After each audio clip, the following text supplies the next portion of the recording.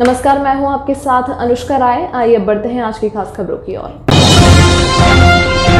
थाना जिले के कल्याण कांबा गांव में राजस्व कानून की धज्जियां उड़ाते हुए 464 एकड़ जमीन सरकारी अधिकारियों की मिली भगत से हड़पने की कोशिश कल्याण राजस्व विभाग के अधिकारियों की मदद से की जा रही है। हाल ही में शाह परिवार मामले में कल्याण तहसील द्वारा दिए गए आदेश पर कई सवाल उठ रहे हैं। इस मामले में परहित ट्रस्ट के अध्यक्ष विशाल गुप्ता ने आवाज उठाते हुए इसके खिलाफ मोर्चा खोला है। हम बात करते हैं, क्या कहना है विशाल गुप्ता जी का। थाना जिले के कल्याण कांबा गांव में 464 एकड़ सरकारी जमीन का बड़ा स्कैम सामने आया है, जिसमें अवैध तरीके से महाराष्ट्र सरकार की जमीन किसी निजी व्यक्तियों के नाम किए यहाँ के तहसीलदार द्वारा किए जाने का मामला सामने आया है। यहाँ के परहित चैरिटेबल ट्रस्ट के विशाल गुप्ता जी हैं, इन्होंने इस मामले में आवाज उठाई है। हम जानते हैं कि क्या कहना चाहते हैं विशाल गुप्ता जी। गुप्ता जी हमारे साथ हैं। गुप्ता जी, आप बताइए किस तरह से ये पूरा मामला है और किस तरह से आप इस मामले को उठा रहे हैं। देखिए, मामला तो सीधी सी बात है। थोड़े में मैं आपको बताना चाहूंगा कि कल्याण तहसीलदार ने यह सिद्ध किया कि वो किसान नहीं है, जिसके आधार पे प्रांत ने उसको सरकार जमा किया। एमआरटी में गया केस। एमआरटी में किसी तरह से कुछ महीने केस चले, कुछ लोगों को वहां पे जोड़ा गया, इंटरव्यूनर हुए, कुछ लोग नहीं हो पाए। एमआरटी ने उस आदेश को बदली कर दिया, परंतु हाई कोर्ट ने उस आदेश को स्टे दिया। स्टे देने के बाद चूंकि हाई कोर्ट में 3 लोग पहले से गए हुए थे कुल का मामला लेकर कि हमारा कुल है, जो उनका कुल का नाम तहसीलदार ने कम किया, प्रांत ने कम किया, कलेक्टर ने कम किया, एमआरटी ने कम किया, परंतु हाई कोर्ट में गए थे। चूंकि जब ये देख लिए ये फर्जी किसान बन गया, फर्जी किसान है और फर्जी किसान होने की वजह से इसका जगह सरकार जमा हो गया है और हाई कोर्ट ने भी स्टे दे दिया है। इस बात के डर के उन्होंने आपस में कंप्रोमाइज कर लिया।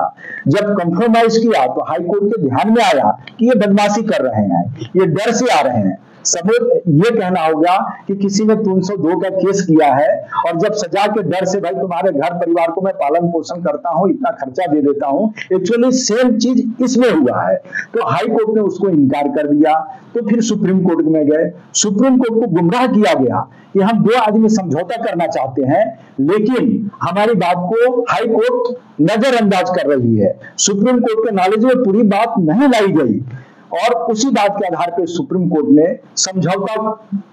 इनके समझौता को मान करो, जो इन्होंने कंसेंटम मनाया है उसको अलाउ कर दिया।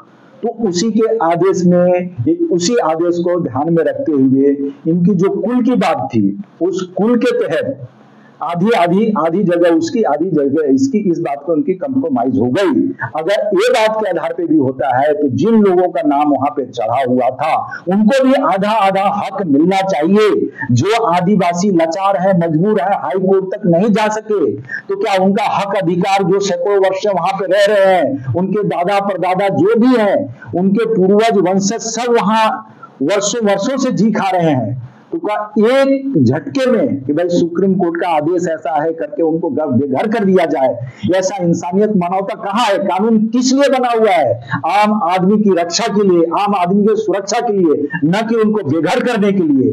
तो इन्होंने इतने सैकड़ों परिवार को बेघर करने का महापाप किया है, जिसका प्रायश्चित भी इनको कुछ नहीं। और हम कोर्ट में भी जाएंगे और अपनी बात को रखेंगे कि भी 340 के तहत किस तरह से इन्होंने कोर्ट को गुमराह किया है। और मुझे पूरा भरोसा है, भारतीय संविधान के ऊपर भरोसा है, बाबा साहब अंबेडकर के बनाए हुए कानून के ऊपर भरोसा है कि वहां के स्थानिक लोगों के, वहां के आदिवासियों के, वहां के वन मानुषों को न्याय मिलेगा। सबसे बड़ी बात है, यहाँ के राजस्व अधिकारी, यहाँ के जो तहसीलदार है, इनका भी बड़ा रोल इस मामले में रहा है। तो ये जो नए आदेश दिए हैं 2025 में, क्या आदेश है? साहब, आदेश है जिस तरह से तहसीलदार महोदय ने आज लेटर, उन्होंने केस सबमिट किया और हफ्ते भर में आदेश दे रहे हैं।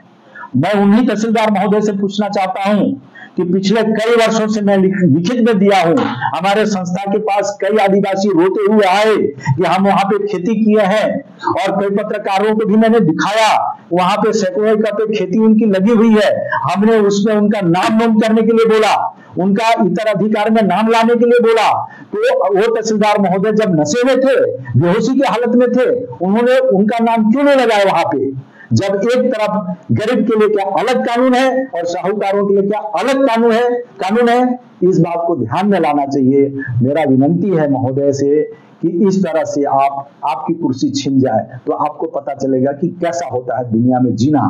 उसी तरह से इतने आदिवासी बेघर हो रहे हैं, उनके लिए जी पाना, संसार में रह पाना कितना मुश्किल होगा, ये अंदाजा लगाने वाली बात है। सबसे बड़ी बात है कि जिन लोगों के नाम ये जमीन की गई है गैर कानूनी तरीके से, वो किसान नहीं है, इसका प्रमाण पत्र नहीं है, उसमें फर्जी प्रमाण पत्र है। ये बात अपने ध्यान में लाकर भी ये सब हुआ। देखिए, फर्जी प्रमाण पत्र का मामला तो है ही, या अभी जो लोग वहां पे जमीन खरीदी कर रहे हैं वो भी फर्जी लोग हैं। ऐसे कई बात हम तहसीलदार, प्रांत कलेक्टर के, यहाँ मंडल अधिकारी, तलाटी के ध्यान में लाया हुआ है, लेकिन उन बात के ऊपर नहीं जा रहे हैं। मैं ये कहना चाह रहा हूँ, हाई कोर्ट, सुप्रीम कोर्ट का जिस तरह से बहाना ले रहे हैं, तो उनको ये भी तो ध्यान में लाना चाहिए कि सुप्रीम कोर्ट के कई ऐसे आदेश हैं कि जगह चाहे किसी के नाम हो, लेकिन 12 साल से आदमी वहां पे रहता है तो उसका मालिकाना हक उसका हो जाता है। तो क्या सुप्रीम कोर्ट के आदेश को एक तरह से इस तहसीलदार महोदय ने अवहेलना नहीं किया, उसको लात नहीं मारी? सुप्रीम कोर्ट का नाम लेकर वहां के जो साहूकार लोग हैं उनका महिमा मंडन वो कर रहे हैं। मैं इतना ही बोलना चाहूंगा महोदय से कि जिस तरह से आप उनको महिमा मंडल किए, उसी तरह से जो केस आपके पास पेंडिंग था या हाईकोर्ट में पेंडिंग था, प्रांत के पास पेंडिंग था, आदिवासियों के जहां जहां जो केस पेंडिंग है, उस सबका भी आप उस आदेश में उल्लेख क्यों नहीं किए? अगर आप उल्लेख उस आदेश का कर दिए होते थे तो जो जगह भी खरीदने के लिए बड़े बड़े लोग वहां पे आ रहे हैं वो नहीं आते थे। आपने वो आदेश देके उस जगह को नीट एंड क्लीन बता दिया, जो कि ऐसा है बिल्कुल नहीं। ये थे परहित चैरिटेबल ट्रस्ट के मुखिया विशाल जी गुप्ता, जिन्होंने बताया कि ये जो जमीन है 464 एकड़, जिसमें कई धांधलियां हुई है, जिसमें सुप्रीम कोर्ट, हाई कोर्ट, इनके नियमों की भी अनदेखी की गई है और फर्जी तरीके से जो दस्तावेज हैं इसमें इस्तेमाल किए गए हैं और किसी व्यक्तिगत को लाभ देने की चेष्टा इस मामले में की गई है और इसके खिलाफ वो हाई कोर्ट, नीति आयोग में भी अपील करने वाले हैं और कुछ ही दिन में ये अपील की जाएगी। कांबा गांव में 464 एकड़ जमीन फर्जी लेन देन के मामले में कल्याण तहसील ने शाह परिवार को दिए गए फैसले को बाकी आदिवासी किसानों पर थोपने की कोशिश यहाँ की जा रही है, जो कि यहाँ के किसान और आदिवासियों पर जाती है। जिस सुप्रीम कोर्ट, हाई कोर्ट के हवाले से इस फैसले को किया गया है, पर अब तक दस्तावेजों की कोई भी कॉपी उपलब्ध नहीं है। कल्याण राजस्व अधिकारी पूरी तरह से गलत करते हुए नजर आ रहे हैं। इस मामले में यहाँ के तहसीलदार साहब द्वारा अपनी दलील देते हुए इस मामले को व्हाइट वॉश करने की कोशिश की है। जानते हैं क्या कहा तहसीलदार साहब ने। कांबा की जो ज़मीन है उसके बारे में एमआरटी कोर्ट में और उसके बाद में हाई कोर्ट और उसके बाद में सुप्रीम कोर्ट में उसमें बहुत सारी पिटिशंस दाखिल थी। हाई कोर्ट में 3 पिटिशन जो टेनेंट है, जो कुल है, उन्होंने दाखिल की थी और 3 पिटिशन जो है वो जो लैंडलॉर्ड है उन्होंने दाखिल की थी। वो 6 पिटिशंस हाई कोर्ट ने वहाँ पे डिस्पोज किए, उन्होंने वहाँ पे निर्णय उसके बारे में लिया है और उस निर्णय के तहत यहाँ पे जो कंसेंट टर्म उन्होंने एग्री किए है दोनों पार्टी ने और जिसको हाई कोर्ट और सुप्रीम कोर्ट से मोहर लगी है, ये ऑर्डर इम्प्लीमेंटेशन के लिए यहाँ पे आई है और उस ऑर्डर के तहत यहाँ पे जो हाई कोर्ट ने बताया है उस हिसाब से हम, जो कि रेवेन्यू रिकॉर्ड है, उसमें हम इफेक्ट ले रहे हैं।